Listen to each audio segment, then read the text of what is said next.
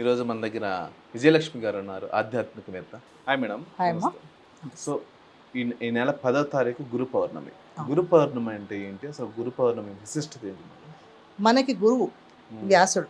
ఉమ్, వ్యాస పౌర్ణిమ అంటారు దీన్ని. ఉమ్, దాన్ని ఏంటంటే మనకి ఆది గురువు ఎవరు అంటే వ్యాస భగవానుడు. ఎందుకంటే మహాభారతం ఆయన రచించాడు కాబట్టి, ఆయన రాశాడు కాబట్టి, విఘ్నేశ్వరుడు చెప్పగా ఆ దంతంతో వ్యాస భగవానుడు రాశాడు కాబట్టి మనకి ఆది గురువు కాబట్టి ఆయన్ని గురువు అనుకుంటాం.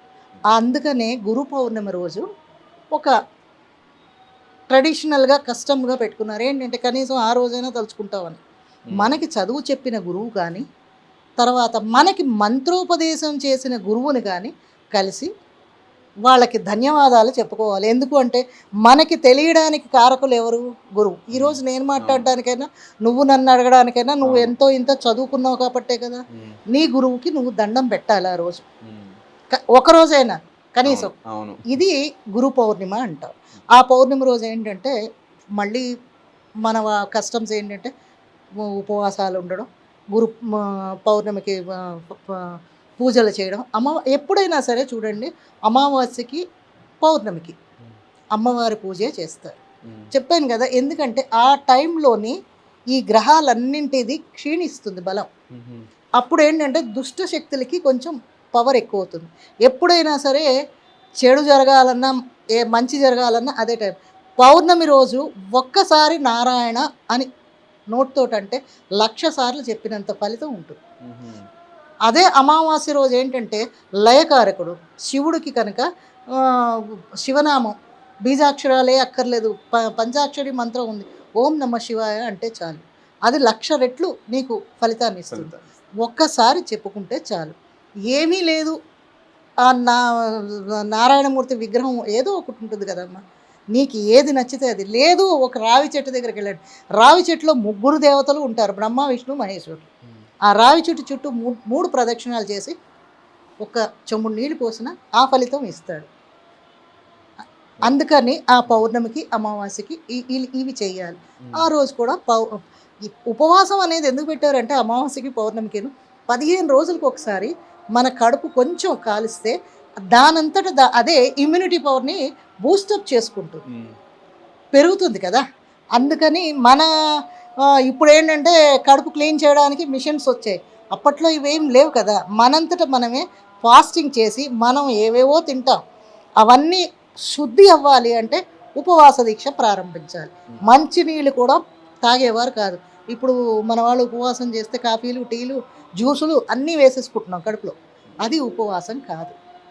నీళ్లు కూడా తాగకుండా పొద్దునుంచి సాయంత్రం దాకా తులసి, ఒకవేళ ఉండలేకపోతే తులసి తీర్థం సేకరించవచ్చు.